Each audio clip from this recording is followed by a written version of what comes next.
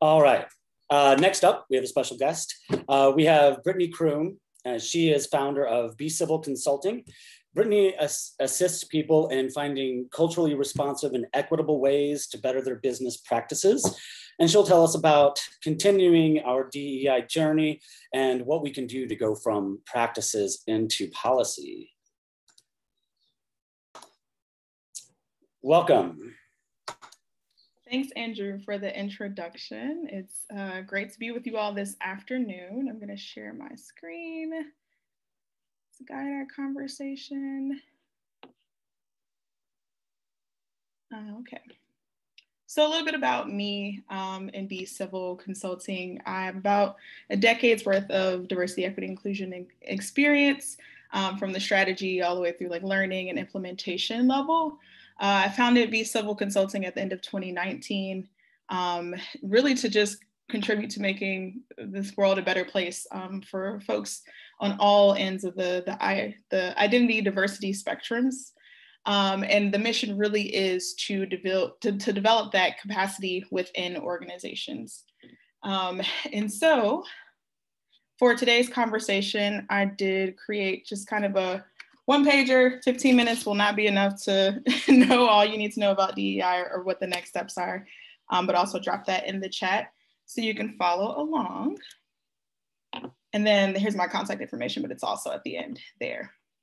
So before we get into this, I wanted to orient you all to the document that I've put together, just a few different frameworks and resources and kind of questions to challenge you all as you are continuing to think about what is diversity, equity, inclusion, and what are your commitments in your business and your organization, particularly as we come upon the first year anniversary of the murder of George Floyd, which will be next week, and knowing the momentum that this work picked up as a result of that last year. So the last 2 pages, I just wanted to start you off here. I think it's very important as an organization, as a business, to have shared language around what you mean by diversity, equity, and inclusion. So I've included some definitions here from the racial equity tools glossary. It's all linked here. But the way I define diversity is like all the different ways in which our identities exist. So not just thinking about race, gender, class, education level, language background, citizenship, ability. So thinking about all these different pieces of what makes us unique and beautiful. When I think about equity, I think about not being able to predict anyone's outcome or experience or life trajectory based on any one of those aspects of their identity. When I think about inclusion, I think about what are the ways that we are, one, inviting in folks who have traditionally been excluded from different spaces and experiences, and then also how do we share power with everyone so that we all have a voice and a role to play. So just wanted to orient you all there. And I've also added a few other terms that I think are important to align on too, particularly anti-Blackness, is that there's a specific subset of racism that has risen to the forefront of the conversation over this past year, but then also like what it means to be an ally and intersectionality. So that's there just for your kind of orient yourself. I wanted to start us off with this question of what would it look like to center folks at the margins of society while maintaining a profitable business? So starting off with this wheel of power and privilege.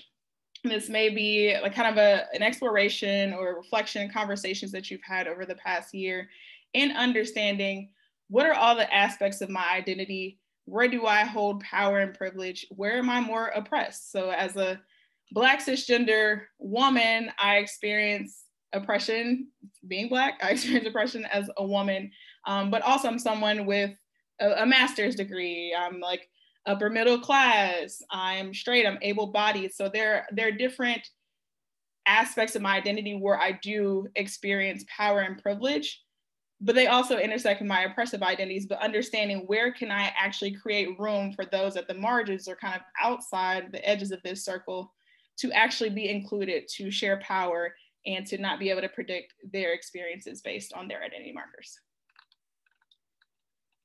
This next resource is a continuum on becoming an anti-racist multicultural organization that was developed by an organization called Crossroads that is local here to Chicago.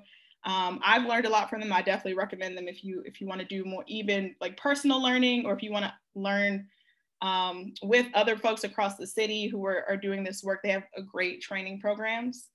They develop this spectrum so that organizations can understand, like, what does the progression of a DEI journey look like at an organizational level? So you start with this level of like, I'm exclusive institution. I actually may not allow certain people in here, to start being more passive, like, oh yeah, like I'm not racist, but you know, it's kind of whatever, to more symbolic change, like, okay, cool, like, yeah, diversity, we care about that, to like identity change, like actually let's start changing our language and some of our behaviors, then getting into the structural change with the policy and the practices, and then this kind of beautiful level 6 that I think will take many generations to reach, but what does it look like to be fully inclusive and anti-racist? So I want you to take a minute and look at this and kind of just plot where you think your business may be on this spectrum.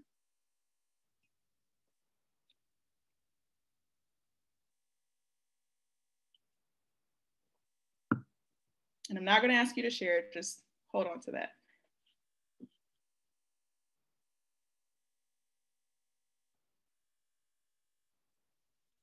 So, as a business owner, you have a lot of power for how people experience your business and how you contribute to Edgewater, to your community.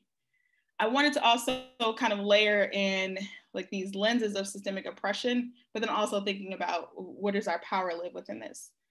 So a lot of times when people think about racism or oppression, they think about it kind of in this individual category. They're like, oh, well, I'm not racist. Like, I don't say things to people, or I don't think these things. And that is fine. So the individual level is like what you have the most control over. It is like your beliefs, but then it's also your actions. Like, how do your beliefs translate to your actions? And then the interpersonal is where you start to interact with folks. So like how folks experience you. What do you say? What do you do? What do people think about you and how you think about them?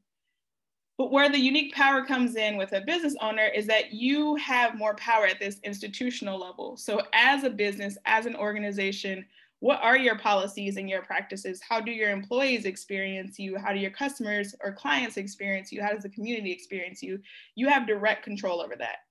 And then there's also this layer of structural oppression that we're in these larger ecosystems of kind of the financial world, as Michael was just highlighting, and just all the different, like the political world, there's all these different kind of other systems that are impacting things beyond our control as local business owners.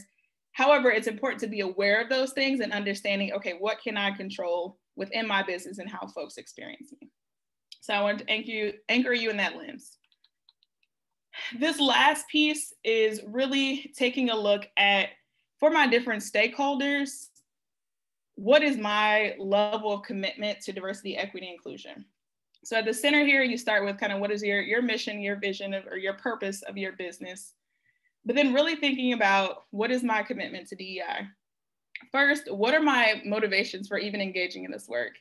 Am I just doing it because it is the hot topic right now and everyone else is doing it and I feel like I need to do something just to not look bad?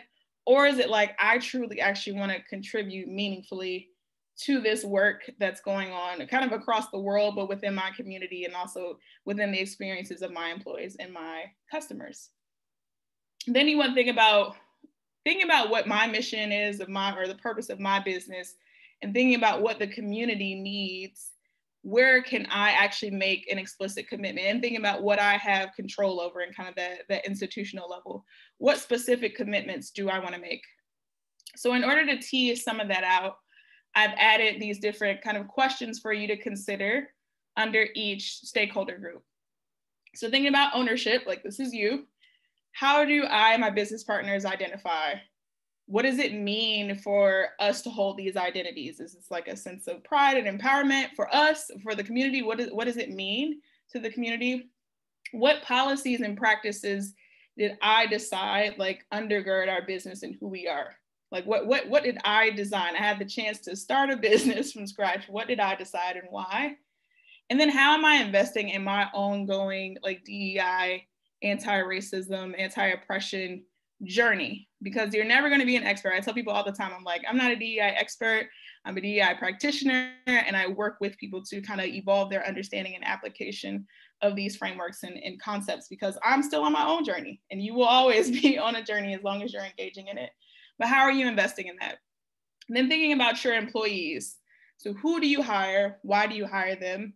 What's their experience been with your company? How long do they stay there? Are you paying them a livable wage? What do the demographics of your employees look like when compared to the demographics of the community or to the city? And then also, how are you supporting your employees and their learning, and how are you all going on that journey together? When thinking about customers, who feels welcomed in my place of business? Who doesn't? Why? How do I know? How accessible is my business truly? Am I going beyond the bare minimum of the ADA requirements, or is this truly a place that is actually accessible for folks? Does the diversity of my customer base reflect the diversity of the community or of the city? Or is it actually a clientele that is very specific and niche, but does cater to marginalized identities? I think that is fine too. Are the products and services meeting the needs of diverse customers? And then how am I actually engaging customers in conversations or in dialogue or collecting data, input, feedback into like learning it to inform my understanding of all these things and what they need and what we're contributing? Then you want to think about this community aspect. Like, as a small business, you are like a fixture or an institution in your community, in Edgewater. So you want to make sure that you're maintaining that community perspective. You want to think like, what equity issues like persist in Edgewater? What role can we play in the community in general? How do we add value to the community in general? How do we support whatever work is being done on these issues, whether it's like directly in our lane of what we do in our business, or how can we either just maybe hold like meeting space for folks to organize, or how do we, like have a space where people post flyers? It's like, what is our interaction with the community? What's our relationship like with other businesses and organizations in the community? And then how do those relationships benefit the community? And then last, like, how do we leverage our space, resources, and power to support the community efforts? And then this last bucket here is thinking about suppliers and then kind of like partners or services that you use. What's the diversity of that group? What are different ways that you can leverage your money and use it in responsible ways?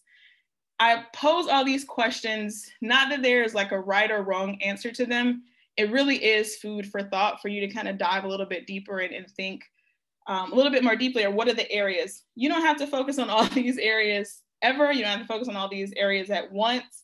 There are also trade-offs between these areas. For example, maybe you're thinking about supplier diversity, but you also really care about giving a livable wage. And if you change suppliers from this kind of big wholesaler to this more, smaller minority-owned business, maybe the price may go up and livable wage is not sustainable. So you may have different priorities and trade-offs, and that's okay. It all goes back to like, what's your mission, your vision? What are you all really committed to as an organization? And I think pacing it over time, again, it's a marathon. These are big, all the isms are big, big problems that aren't going away anytime soon and aren't going to be solved in a day, in a year. But thinking about what's in your locus control as a business owner, leader, how can you cultivate a space or an organization, an institution where folks feel like they belong, feel like they can contribute meaningfully, and it's adding value to the broader community. So that's kind of all for my talk. Again, there are some other resources that I've added here at the bottom that you can explore further. And then my contact information if you're interested in partnering on anything. But that's it.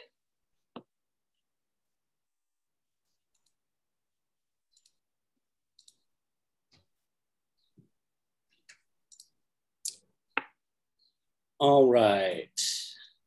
I do have some questions. If you'd like to let go of your screen, I'll join up here for you. Yep. All right. Hi there. A couple questions. Most businesses already have some unspoken or unwritten standards of practice. But how do you recommend these be communicated to new employees or old employees and put into policy? Do you recommend one-on-one conversations, a group meeting, handbooks? How do you suggest business owners, particularly small business owners, let their employees know this is what is and is not okay? Yeah, I think that's a very important question. I think every organization has like the quote unquote like culture that is like spoken to and written about, and then there's also all these subcultures, which in the smaller business is probably just one subculture or kind of an unwritten culture. I think it's important to, one, as owners, identify like what do you want the culture to be, like aspirationally, and then I think you should from there build out like a training or onboarding program that does support that specifically. And it depends on how often you're bringing in new employees, but definitely something that could be in a group setting if you're bringing in like a couple of folks at a time, or just kind of one-on-one, but definitely have someone, whether it's you or kind of a manager or someone else kind of in charge of that process. And then that it happens early on in someone joining the organization. But I think also, in doing this, so that's kind of the training piece on the front end, being a little bit proactive. I think there's also some learning you can do from your current employees in terms of like how they define kind of what our practices are and how we actually do things. Because you may find that there's a disconnect between like what you believe we do and what they believe we do. And then also, I always also recommend kind of observational checks every now and then to just observe, like, especially after a training of like, this is, how you should interact with a customer in this setting or in this type of scenario. Once you do some type of training on that, actually kind of sit back and observe and kind of take notes and see like, does this actually align with who we say we want to be and how we want to interact with customers? And if you want to get to the customer feedback level, there's various ways that you can collect customer feedback as well to see that if their experience matches up with your practices in motion. Sure. And on that,